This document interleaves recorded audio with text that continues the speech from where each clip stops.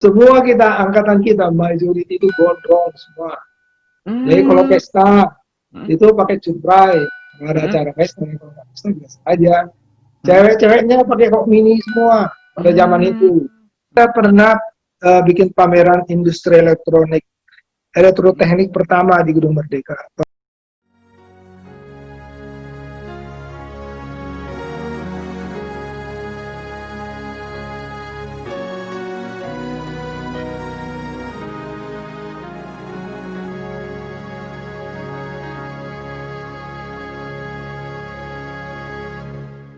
Mentari bernyala di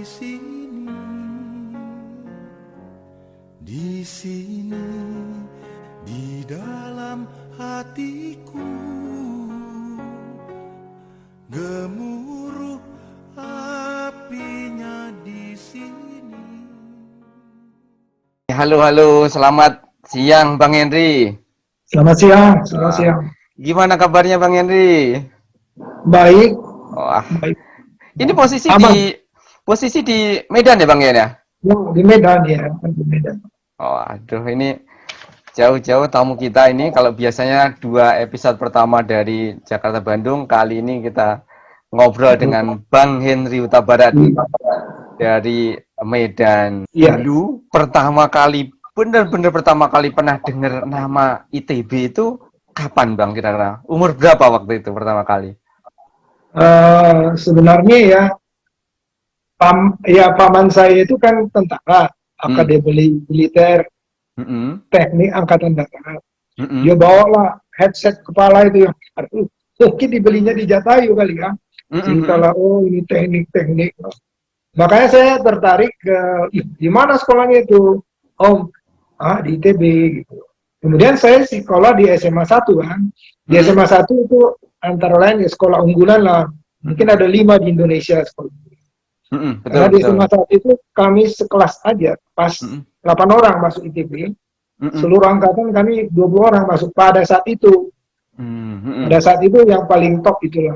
Sekarang kan seperti di Jakarta kan ada Canisius, ada Pemudi Luhur, Hmm. SMA 3 kali ya. Itulah. Hmm. Sebelum SMA itu, apakah Bang Henry pernah main ke Bandung gitu? Enggak. Kita kan dulu kan bukan gampang loh pergi ke Bandung itu. Betul, betul, betul, Dari betul. kayak sampai terakhir-terakhir pun lebih enak kita ke Pineng, Hmm. ke Kuala Lumpur daripada kita ke Bali. Lebih mahal, jauh lebih mahal. Oh. Sekarang aja sudah Hmm. ini, udah bisa lah. Ada Air Hmm. Asia bisa jadi murah ya. Kalau dulu kan kita lebih dekat ke ini. Oh. Oke. Makanya bangsa kita itu kan menjadi tertawaan begitu kita mahasiswa di Bandung kita ditertawain orang. Kita bilang tentara, di sana tentara, ya kan? Mau Hmm. pusing-pusing dulu. Apa yang pusing? Lo makan obat aja, katanya. Padahal pusing-pusing. Keliling-keliling, ya itulah. Kita lebih dekat ke situ bahasanya. Oh, oke, oke. Terus kemudian gini, Bang. Pada zaman itu, tahun 69 itu, proses masuk ITB itu gimana, Bang? Apakah tes di Ya, sana atau daftar kolektif atau gimana? jadi waktu itu, Hmm. saya tes cuma 2. Karena tes langsung, nggak ada skalu, nggak sistem skalu. Tes di Hmm. saya di Parahyangan, ya. Terus saya tes di ITB. Hmm. Jadi waktu saya pertama sudah diumumin di Parahyangan, saya lulus baik di sipil, tapi ya Hmm. saya kan targetnya kan mau ITB dong, ya kan. Hmm. Hmm.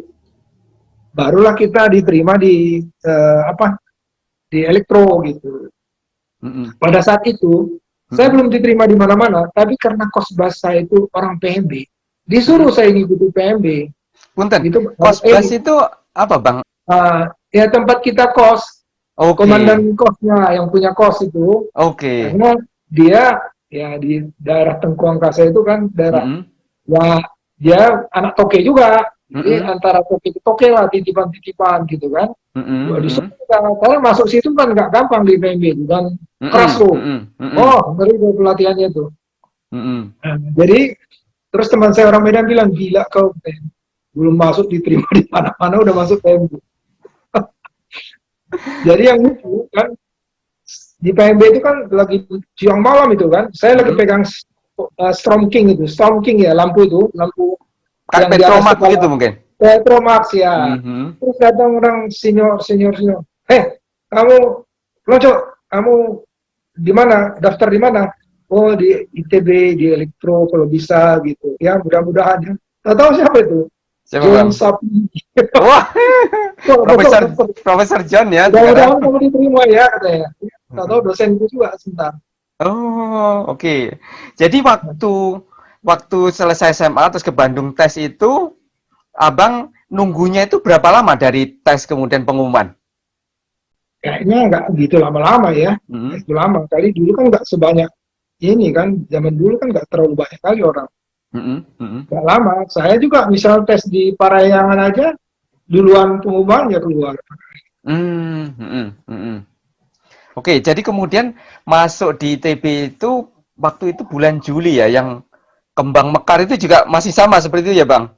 Yang Ya, tulisan putra terbaik bangsa itu ya? itu kebanggaan yang membuat ya, makanya orang kami bilang kan kalau anak ITB itu double tengil gitu. Sudah anak Medan tengil, mak Eh. dibilangin lagi ya, terbaik makin tengil. Jadi yang ini yang sekarang sudah teman saya kan ada yang Mhm. belajar. Sudah akhirnya ITB kalau nggak salah tahun berapa itu sudah belajar soft skill gitu. Karena Mhm. IPK itu tidak menjamin, IPK cuma ini itu cuma nomor 14, nomor Mhm. satu seni, ya seni kita berkomunikasi, menghargai orang lain, kejujuran itu Mhm. nomor 1, 2, 3, 4. Yang kita pintar itu mau mau bisa lewat 4,9, lewat Mhm. dari 4 itu nomor 14 itu. Mmm. Itulah kira-kira. Mhm. Mhm. Oke, nah terus kemudian kalau diingat-ingat waktu tahun 69 itu jumlahnya waktu itu masih ingat nggak Bang? Kira-kira satu angkatan di elektro itu berapa orang Bang?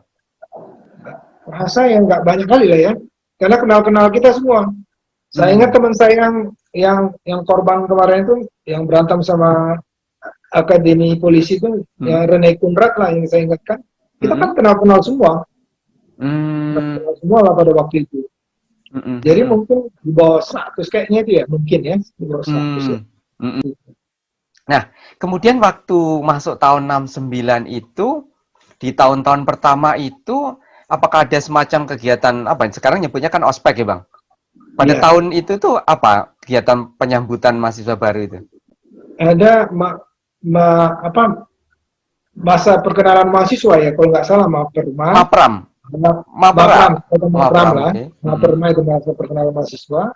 Kemudian setelah kita itu kita mengikuti wajib latih mahasiswa pendidikan militer lah, Oke. tentara, Hmm. ya kan? Itu di tahun Setelah, kedua atau tahun pertama masuk kuliah, Bang? saya kira tahun pertama tahun kedua itu, Oke. Hmm. Hmm. ya, itu sekira 2 tahun, tapi setiap hari Sabtu aja. Yang Hmm. terakhir finalnya di Cikolek lah, terakhir latihan nembak lah, dia ditembakin dan sebagainya, ya lulus dari situlah. Jadi kalau misalnya ada perang kita sudah ada pangkat kita dan harus bisa ditempatkan di mana saja gitu. Ya tingkat kopral lah. Itu walawa itu tuh semua orang, semua angkatan laki perempuan gitu, Bang. Yang latihan Semua, tiap Sabtu. ya satu angkatan itu, mungkin nggak terlalu lama angkatannya ikut itu ya, karena mahal juga Hmm. biayanya kan. Hmm. Tapi itu kita seluruh angkatan kita. Jadi misalnya angkatan sebelum kita nggak sempat Hmm. masuk gitu, masuklah di angkatan kedua. Hmm. Pokoknya satu angkatan itu juga, aduh, itu juga pengalaman yang sangat berharga sih. Ya. Hmm. Hmm. Oke, jadi kemudian eh, jadi kalau yang kegiatan yang itu tadi di tahun pertama dan kedua itu selain Ya. kegiatan yang wajib latih mahasiswa itu apa Bang? Kegiatan yang di luar perkuliahan, Bang? Ya, kita kan banyak, ya, kalau dulu kan nggak ada drop out. Hmm. Ya, Jadi landai aja. berapapun lamanya tetap tetap mahasiswa ya, Bang? Ya, kalau misalnya nggak lulus ya ke WA lah, ke WA artinya gitu kan gitu. Hmm. Dulu saya ingat dulu dosen saya baik-baik loh di elektro itu. Hmm. Henry, kamu nih satu lagi lulus, udah masuk, udah pening kepalaku. Ya udah aja gitu. Nanti lah, udahlah gitu. Jadi dosen itu kalau kita tanya, nggak ada yang kejam-kejam itu, nggak tahu lah di asal bagian elektro itu semua baik-baik dosen. Nggak ada yang Hmm. kejam-kejam itu, ya kan? Mas, Gitu. kok gini mas? Itu kan notasimu salah. Oke, nah kemudian gini, eh, kan lagi rame-ramenya kalau di Vietnam itu kan perang ya Bang. Jadi generasi Iya, zaman itu kan sangat terpengaruh pada hippies kayak gitu ya Bang iya, ya. Nah, iya, itu gimana iya. suasana mahasiswa ITB, pergaulan ITB zaman itu Bang? Jadi semua kita angkatan kita majority itu gondrong semua. Jadi kalau Hmm. pesta Hmm. itu pakai cutray, nggak ada Hmm. acara pesta, kalau nggak pesta biasa aja. Hmm. Cewek-ceweknya pakai kok mini semua pada zaman Hmm. itu. Hmm. Dulu kan ada lagunya Flower Generation apa tuh? San Flower Generation. Francisco. If you're going to San Francisco, Iya, Scott McKenzie. Kemudian Hmm. yang lagi terkenal pada waktu Those Were the Days and Obladi Oblada. Itu lagu terkenal. Sampai lagi Mapram berikutnya, Moko itu kan selalu seksi acara. Dia bilang, Obladi Oblada, Narosong, Narosong. So, gosong, maksudnya Odading gosong. Hah? Moko itu, Moko, Priat Moko. Oh iya Pak Moko. Nah, dia Oh. kan selalu. Heeh. Heeh. Jadi kalau boleh tahu, ada zaman itu informasi itu dapat dari mana Bang ya? Kalau sekarang kan orang ngecek internet dan sebagainya. Ya dulu kan ada majalah Aktuil kan ya dulu ya. Sudah Betul pernah cerita dengar. gitu ya. Kan kita kan nggak, mana ada medsos dulu kan. Ya, ada majalah Aktuil, ada ini, ada radio kan gitu. Radio paling ampuh dulu kan, radio. Waktu itu musik itu masih piringan begitu. Kalau nggak salah masih piringan loh. Baru Masih piringan. geser ke kaset ya. Dulu kan lagi top lagi itu kan Kus Bersaudara.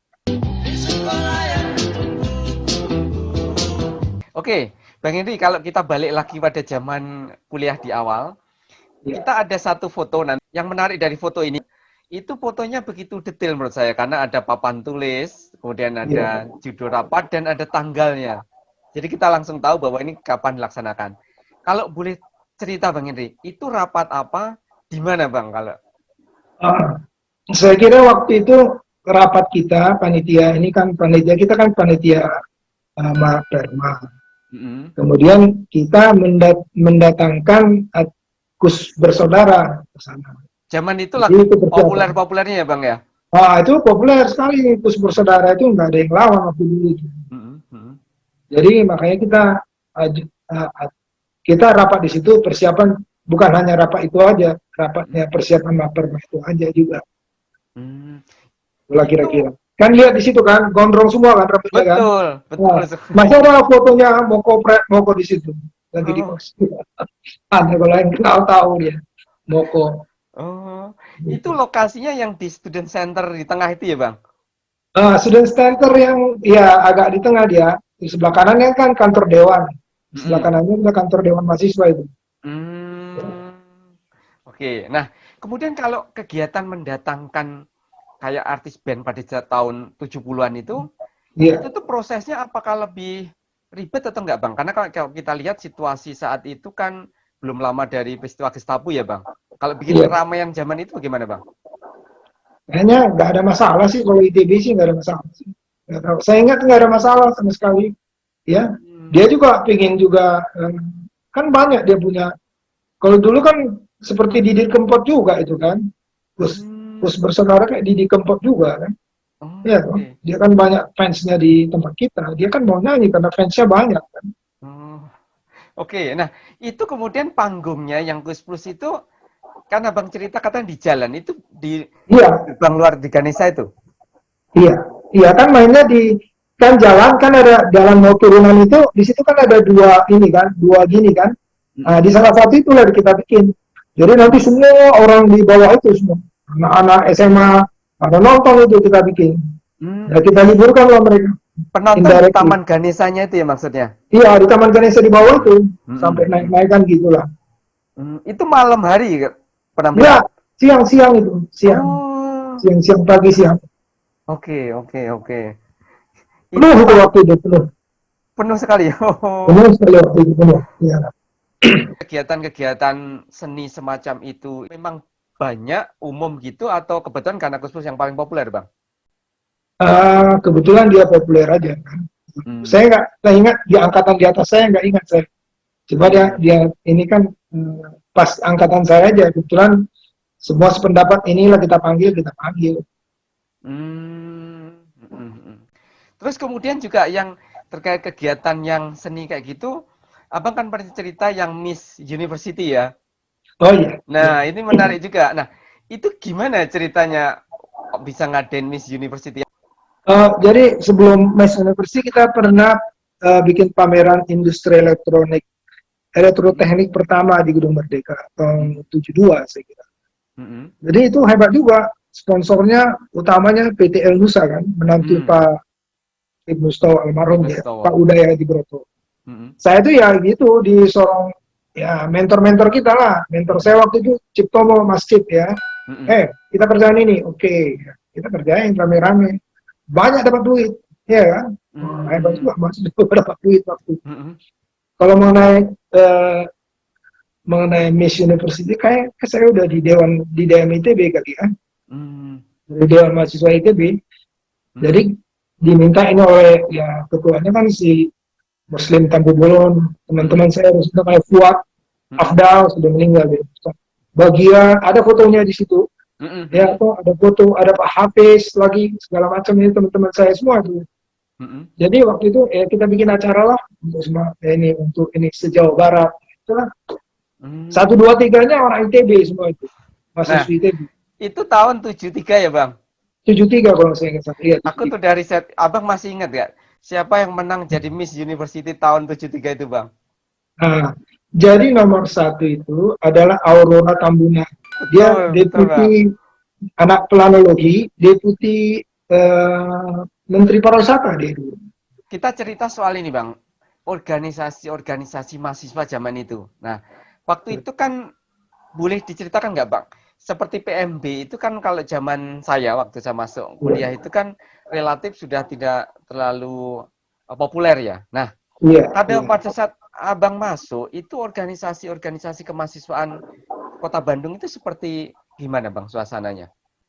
Jadi kalau zaman dulu kita itu namanya kalau di Bandung PMB ya, ada juga yang seperti PMB kalau di Jakarta IMADA Ikatan Mahasiswa Jakarta, ya kan di Surabaya ada juga. Jadi itu tempat orang-orang yang agak elit lah cerita. Saya orang dari Medan, cuma karena Kosbah saya itu orang termasuk dedengkotnya PMB, saya disuruh masuk gitu, masuk aja itu. Jadi ya bayangin pada zaman itu ya, bayangin lah. Kalau kita lagi di Baperan itu kan siapa sih? Bimaru Itular ya kan, Rahmat Itular, Arifin Panigoro pun ada di situ kan, ya toh. Semua yang jago-jago ada di situ semua pada waktu itu. Sujana Sapi, dosen-dosen kita yang lagi ngetop itu kan di situ-situ semua. Pada waktu itu ya, karena orang kan sering bikin acara kruh namanya, untuk acara-acara. Tapi saya mungkin setahun aja saya di situ karena saya lebih aktif di kegiatan di elektro, kemudian di ITB gitu lah. Terus pacaran lagi kali aja. Jadi kalau PMB itu waktu itu anggotanya memang ini ya dari banyak kampus di Bandung gitu semuanya ya? Iya, dari banyak kampus dan itu aduh latihannya itu cukup ngeri lah. Gitu. Jadi waktu saya ketua Mapram, saya coba terapkan sedikit aja, mungkin 25% aja. Saya dimaki-maki sama orang. Nanti di PMB-nya jauh lebih berat dari. Oh ya, kita sering ditampari kok, diinjak tentang pakai sepatu apa itu? Tenang aja kita, sepatu kan pakai sepatu tentara kan? Tenang aja, semua ya gitu. Jadi satu kali saya malam-malam ditenang-tenangin, gue bilang pateni ya, nanti awas pateni. Ganggu Pak, senior yang nyiksa aku takut juga sama orang Medan tadi. Padahal nggak apa-apa, biasa-biasa aja. Kalau udah lewat itu biasa-biasa kok. Tapi itu memang latihannya cukup ini Pak. Cukup menginspirasi ketahanan mental itu. Kesana. Oke, nah kemudian gini Bang. Jadi kalau di kampus itu, kalau aktivitas kemahasiswaan itu juga sudah populer waktu itu di kampus.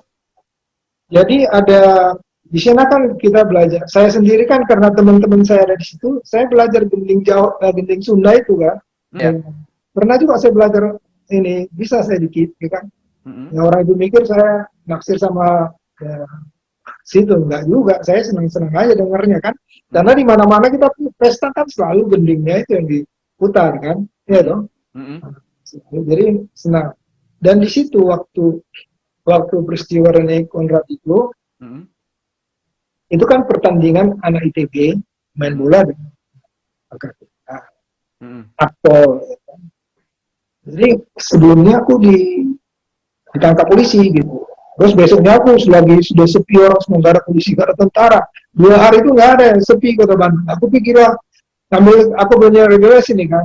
Dek, duduk dulu kamu dek. Kenapa? Wah, aku habis badanku udah mau diantem.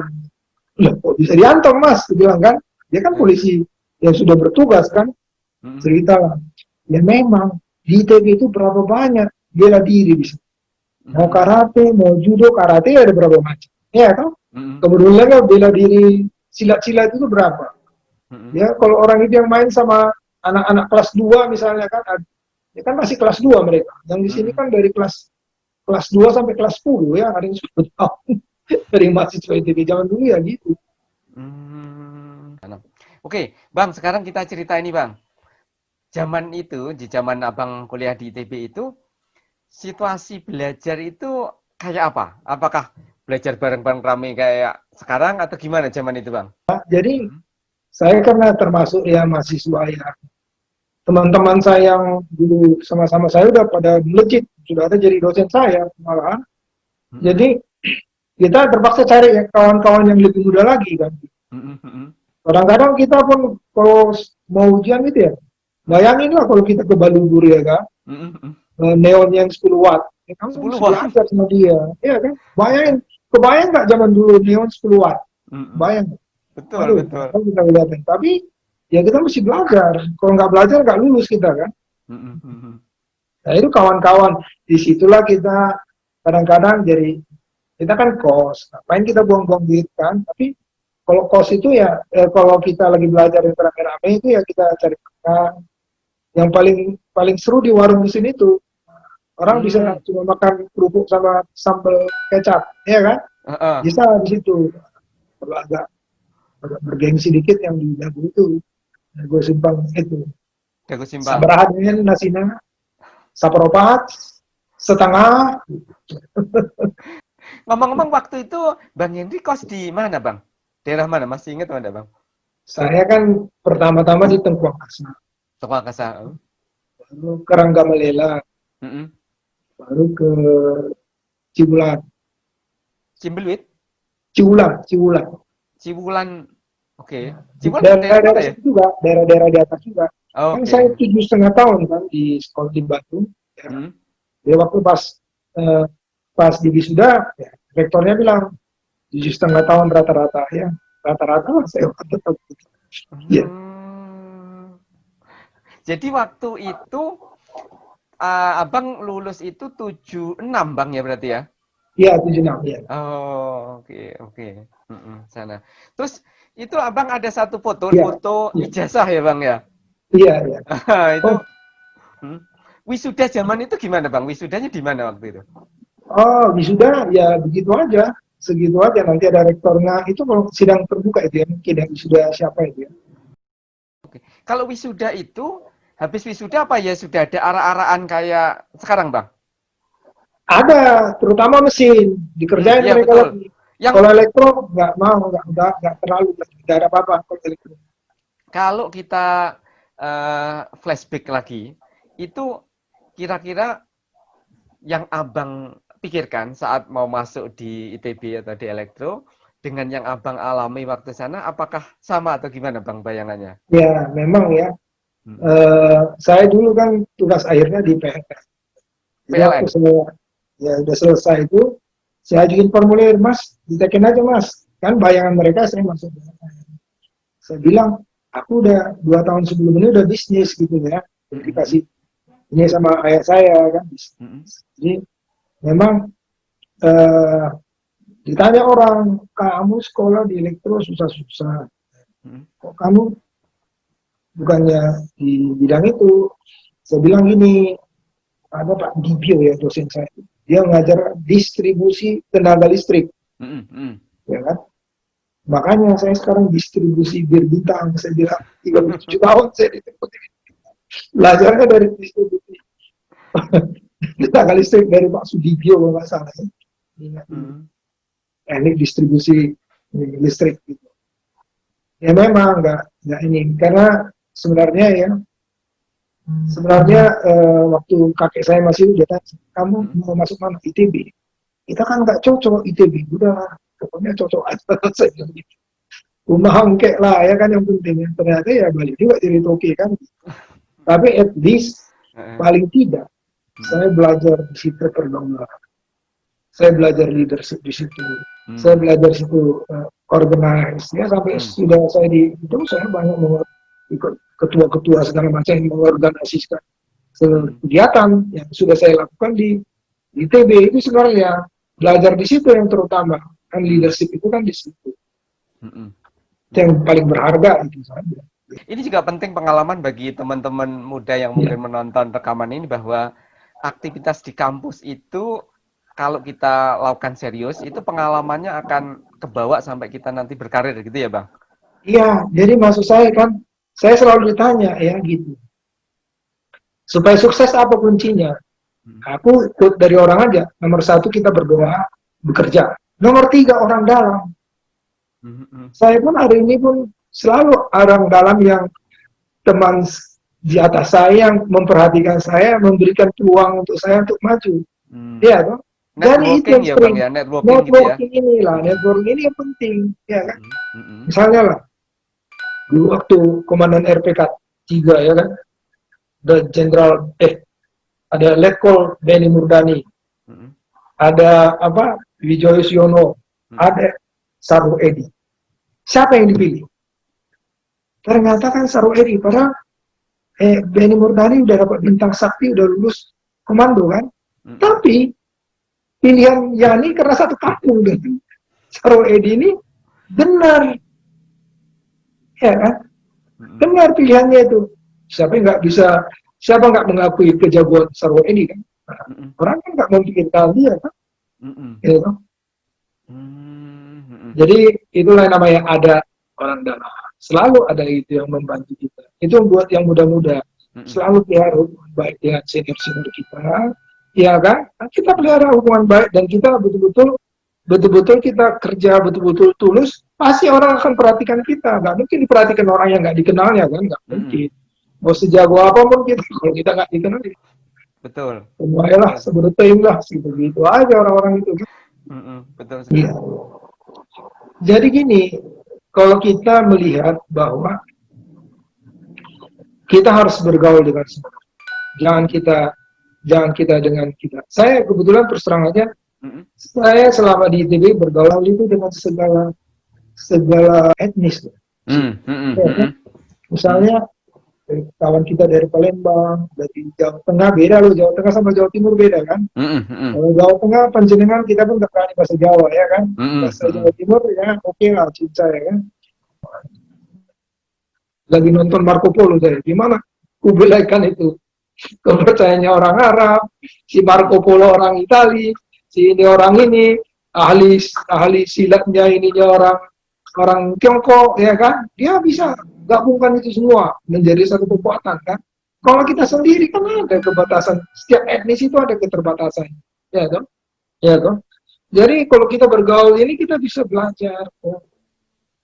Jadi jangan pikir aku bisa mempelajari ilmu orang Jawa, saya pelajari ilmu orang Minang tuh saya pelajari. Belum tentu orang Minang kebanyakan itu tahu.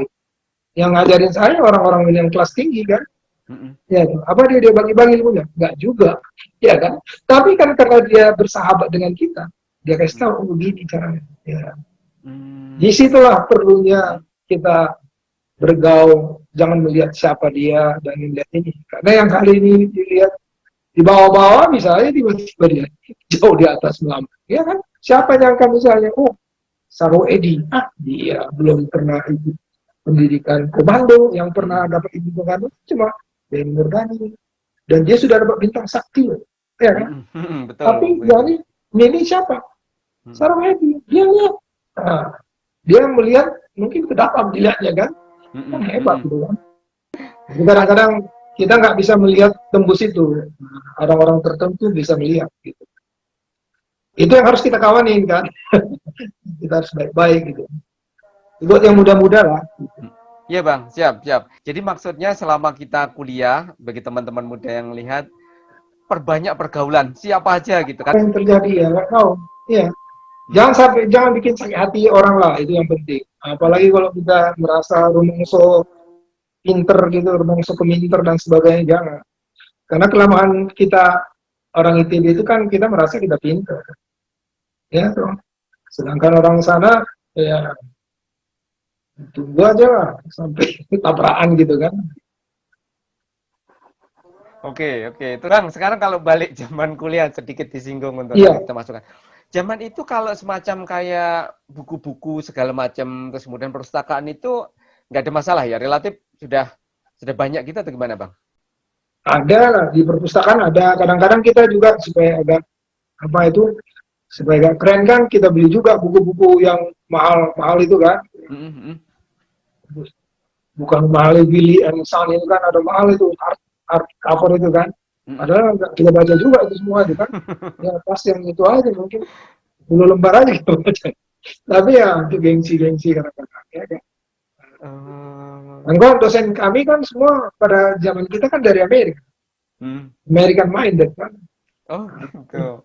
Nah, aku ingat kali lah dosen kami yang kemarin saya ikuti, Mas Kis Daryono. Bojone Mbak Herlina ya. Jadi kami di elektronik banyak kami pasangan ke seberang ke farmasi. Ya. Kemudian Mas Edi Bowo dan meninggal almarhum kawin dengan farmasi 73. Ya kan? Kemudian ada juga elektro sama elektro. Misalnya Richard Menko dengan Tabi Raja, ya kan?